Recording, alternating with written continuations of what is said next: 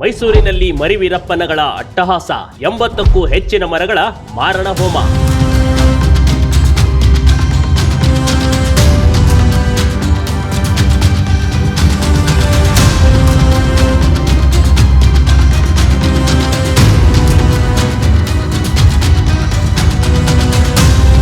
ವೀರಪ್ಪನ್ ಸತ್ತ ಅಂದ್ಕೊಂಡ್ರೆ ಮತ್ತೆ ಮರಿವೀರಪ್ಪನ್ಗಳು ಹುಟ್ಟಿಕೊಳ್ಳುತ್ತಿದ್ದಾರೆ ಕಣ್ರಿ.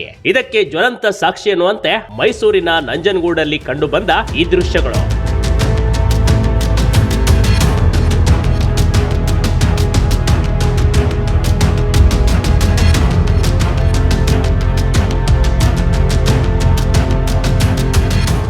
ಇಲ್ಲಿರುವ ಲಕ್ಷಾಂತರ ಬೆಲೆ ಬಾಳುವ ಮರಗಳು ಕಿಡಿಗೇಡಿಗಳು ಕಡಿದು ಹಾಕಿದ್ದಾರೆ. ಬರೋಬ್ಬರಿ 80ಕ್ಕೂ ಹೆಚ್ಚು ಮರಗಳನ್ನ ಮಷೀನ್ ಮೂಲಕ ಕಟಾವು ಮಾಡಿದ್ದಾರೆ.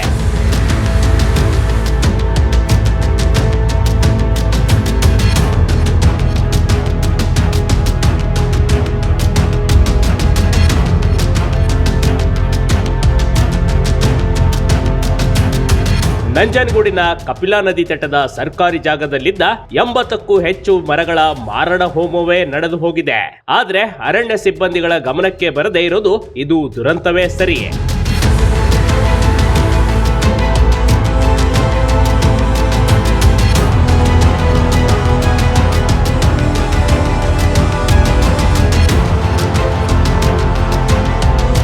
ಅರಣ್ಯ ಸಿಬ್ಬಂದಿಗಳ ಮೂಗ ಕೆಳಗಿನಿಂದ ಮರಗಳನ್ನ ಕಡಿದು ಸಾಗಿಸಿರುವ ಘಟನೆ ಬೆಳಕಿಗೆ ಬಂದಿದೆ. ಇಷ್ಟೊಂದು ಮರ ಕಡಿದು ಹಾಕಿದ್ರು ಯಾವುದೇ ಚೆಕ್ ಪೋಸ್ಟ್ಗಳಲ್ಲಿ ಕಳ್ಳರು ಕಂಡು ಬಂದಿಲ್ಲ. 10 ವರ್ಷಗಳಿಂದ ಅರಣ್ಯ ಇಲಾಖೆ ಸಿಬ್ಬಂದಿಗಳು ಈ ಮರಗಳನ್ನ ಪೋಷಣೆ ಮಾಡುತ್ತಾ ಬಂದಿರುತ್ತಾರೆ. ಆದ್ರೀಗ ಎಲ್ಲಾ ಮರಗಳು ಧರೆಗೆ ಉರುಳಿ ಬಿದ್ದಿವೆ.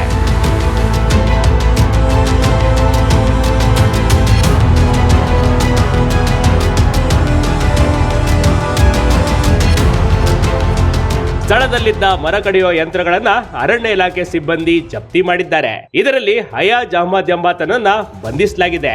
ಆದ್ರೆ ಸರ್ಕಾರಿ ಜಾಗದಲ್ಲಿರುವ ಮರಗಳನ್ನ ಕಾಪಾಡೋದೇ ಅರಣ್ಯ ಇಲಾಖೆಗೆ ದೊಡ್ಡ ಸಮಸ್ಯೆ ಆಗಿದೆ. Big TV Karnataka, Mysuru.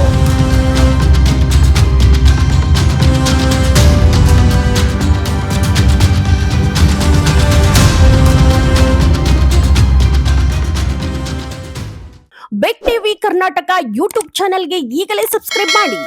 ಧನ್ಯವಾದಗಳು.